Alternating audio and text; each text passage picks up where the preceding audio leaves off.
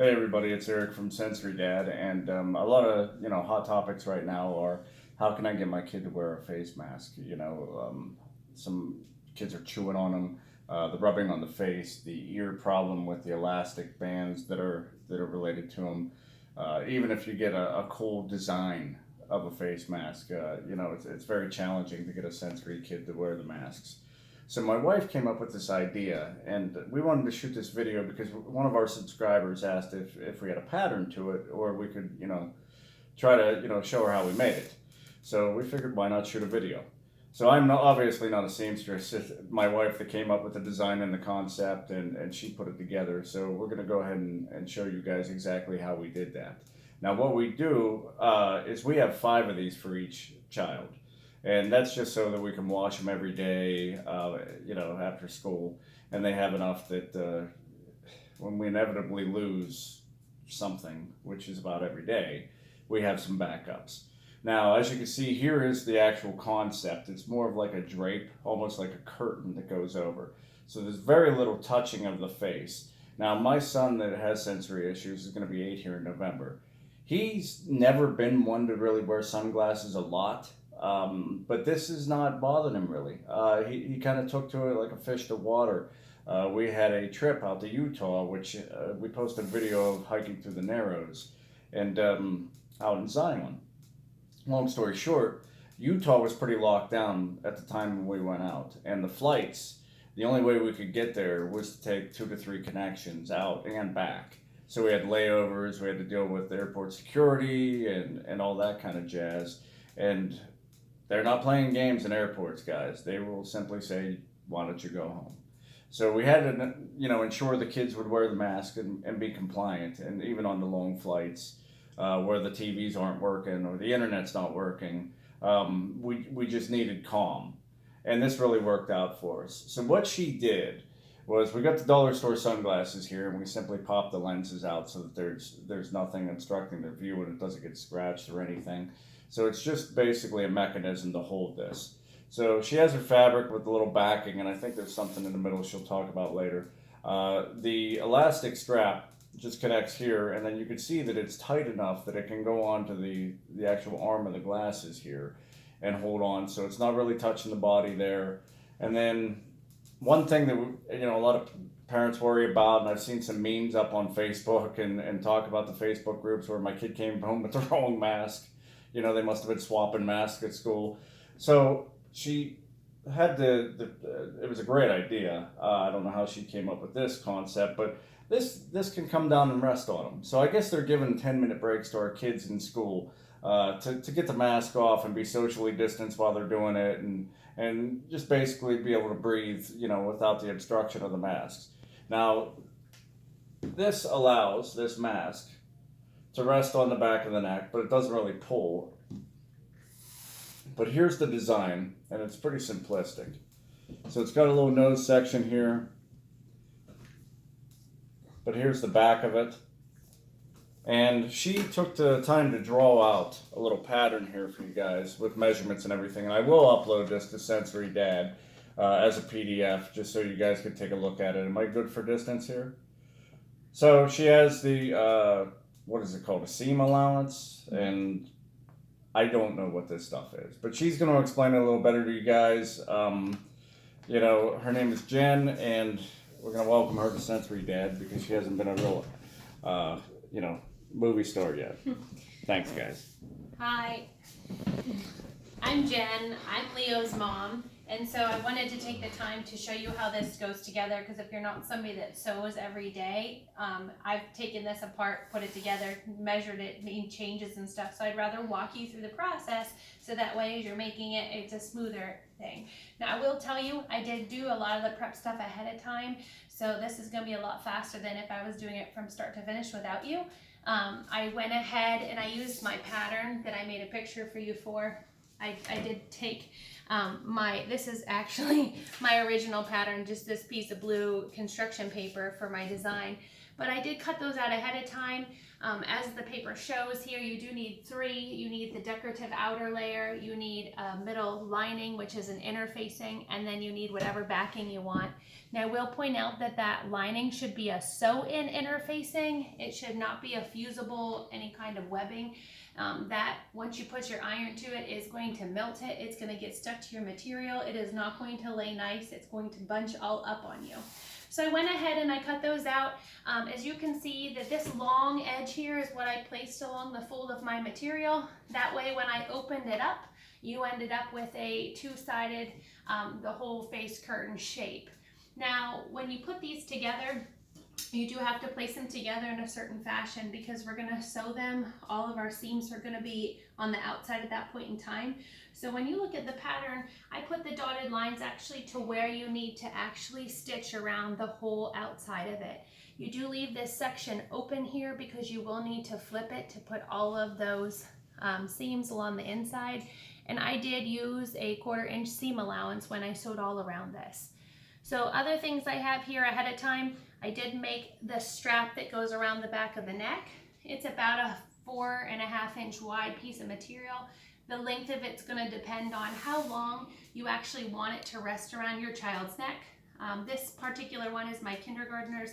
His whole length of this around his neck is about 14 inches. The particular one I have here today, this gray one, is about 17 inches long. Certainly you can make that longer or shorter, whatever needed for you. I also went ahead and cut some straps. These are the elastic straps. They are 4 inches in length to start with. They will eventually be folded in half for you. I did fold this one in half and I stitched it. I will walk you through the process to make the other one. So the start of all of this is you need to take the inside lining as well as the inside lining plus the interfacing and actually create the bridge part of the nose for the piece. I went ahead and did the inside. I'm going to put together the outside so you guys can see this. So I put the decorative material on the outside. I did the same shaped interfacing along the back. I'm going to fold that in half here. I'm going to pin it together and then I'm going to sew along that so that I get that bridge of that nose so that I can line up my pattern all together. So I'm going to stitch right along here.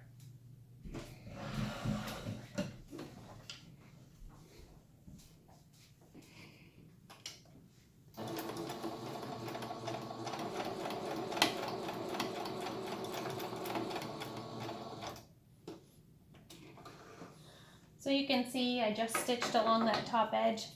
I like to trim this just a little bit gentle along the angle of that. That's going to be at the point of the nose. That will help it to be a little bit less bulky. So you can see I just trimmed along the edge there. So now once I open this up,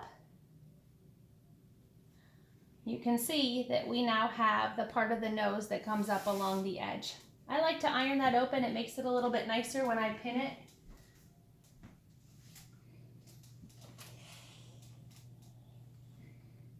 I also like to try to fold open that seam so it's not as bulky on one side or another of your child's nose. They don't get as much irritated about stuff when it's not as bulky. So now I have the outside and the lining as well as what the inside is. Now placing these together is going to matter because once we flip it, we want to make sure this interfacing ends up on the inside. So I take my decorative outside plus my interfacing and I lay over top of it the other side that will be along the backing. And then we're going to go along the outside of that and we're going to pin it all together. That way we can go back and stitch around it.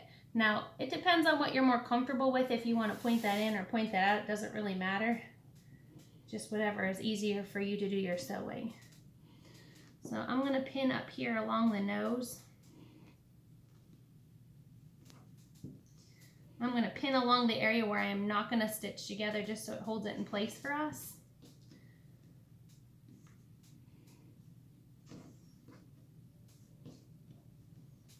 So after you get that attached, you just flip it completely around, or? Correct. You flip it over after it's been sewn. So if you flip it now, it's not going to stay together.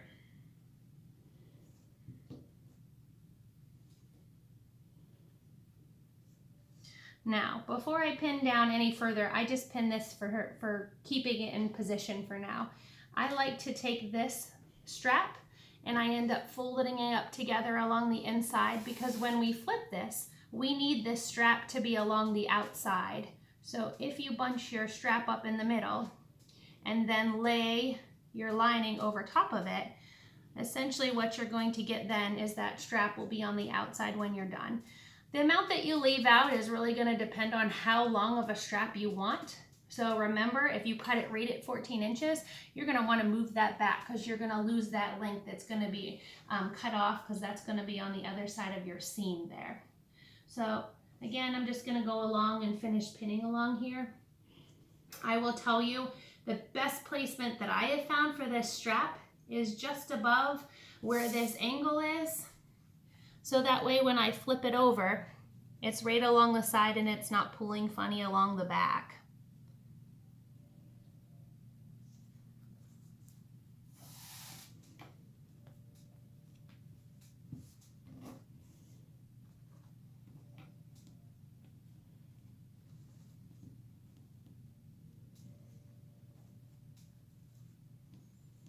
Okay, so now we're ready to go around and stitch, all except for the areas we need to leave open for our turning purposes.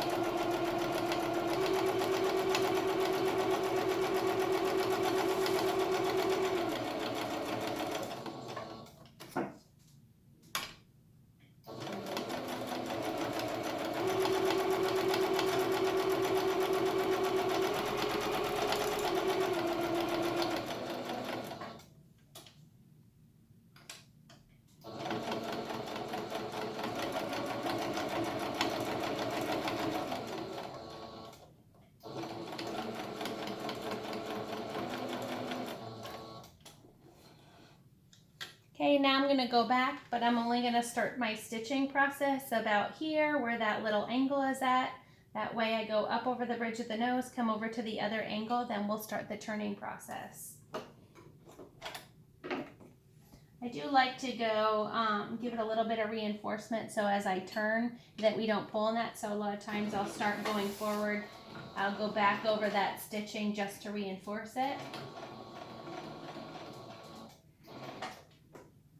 And you are sewing at an angle here, so it is a little bit tricky sometimes. You just have to stitch slowly and gently turn your material as you go.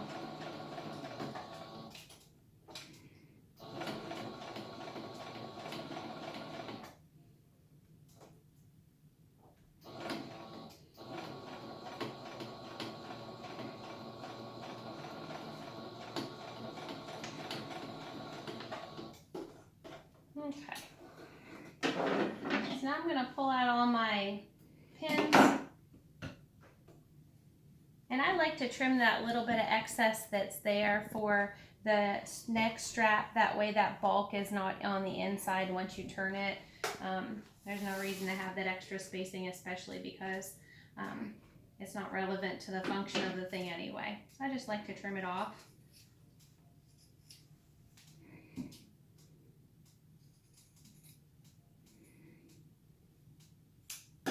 All right, so you're gonna open your layers up. You're gonna pull the material through. I like to grab that neck strap to get that out first. It just kind of helps the turning process get started.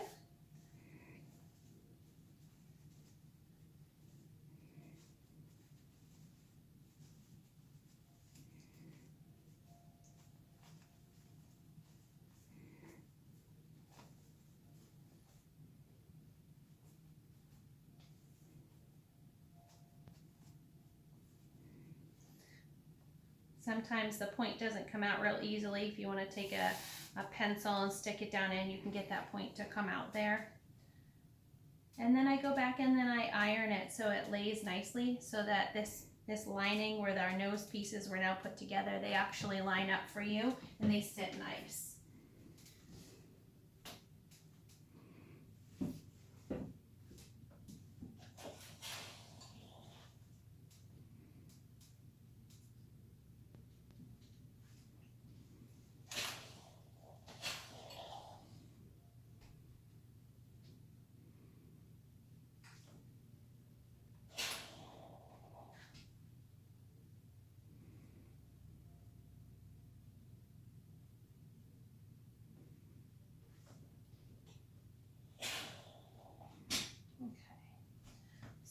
what you have basically is your two openings that we still have to address.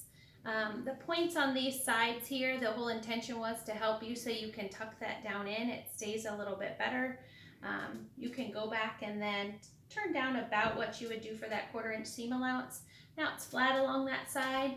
I like to press those that way that they're not poking out. Makes it a little bit easier when I top stitch and put in that elastic. So I'm going to do both sides here.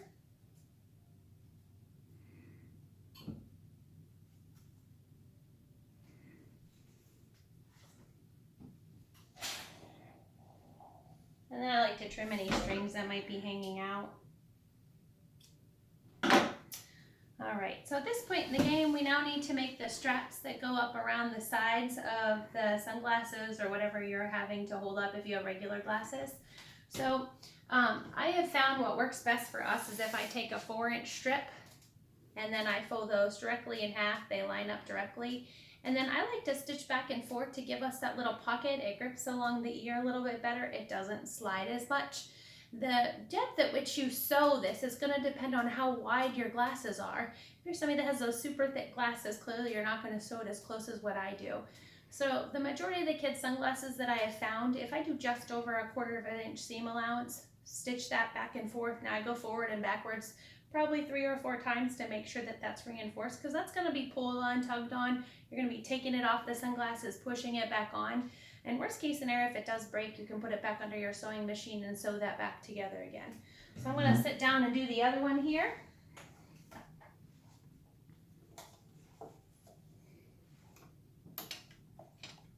So again, I just go forward and then I go backwards and I go forward again, go backwards, just to reinforce that seam because it is going to get pulled on a lot. So if you look up pretty close, you can see that now what I have is a hole on the side, and that's where your sunglasses will go through.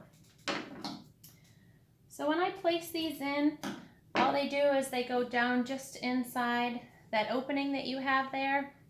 I generally do it about a 1/2 inch in from the end, whether it goes all the way back to the end, wherever it works is convenient for you. But it does stay then back along the side of their face, but not too close to their ear. So I like to pin those in place. And I just do it deep enough that we're going to catch it when we sew down through.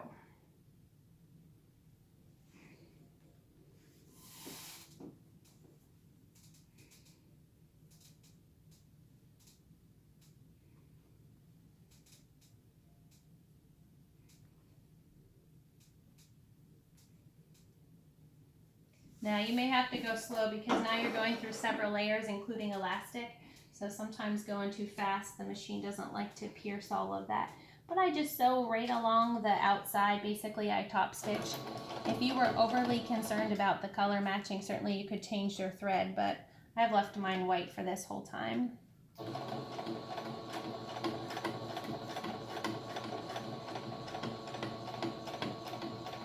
just going to go back to reinforce the edge of that seam there. So you go back and forth a couple times on that? I do, just because that area, I don't want it to loosen up on us. I don't want that strap to fall out because it's going to get tugged on and pulled on. If the kids are pulling on it, adjusting it, that way we're safe, we know it's covered. And do the same thing with the other side.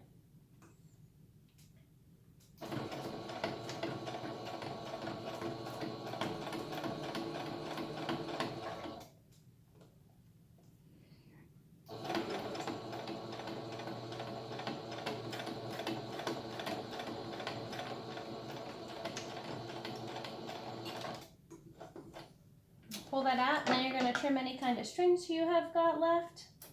Now what you have is your completed face mask, and then you just need to find, like I said, some dollar store sunglasses. I'll show you what this looks like. Let me grab a pair of sunglasses real quick. These are actually my daughter's. She's all excited because she gets these fancy looking pink bright glasses, and the kids are like, oh, those are so cool. So it just slides up along the side of your glasses.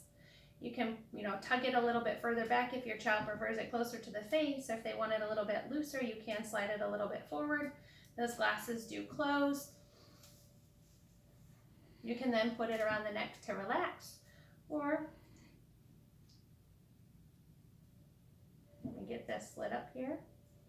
You can see we now have it. It's not restricting my face. I've got more space to breathe. I got it around the back of my neck, that space. And that would be my face mask. So this is Jen. I'm Leo's mom, and this is Sensory Dad. So if you could drop a comment, if you have questions, please reach out, but please like and subscribe.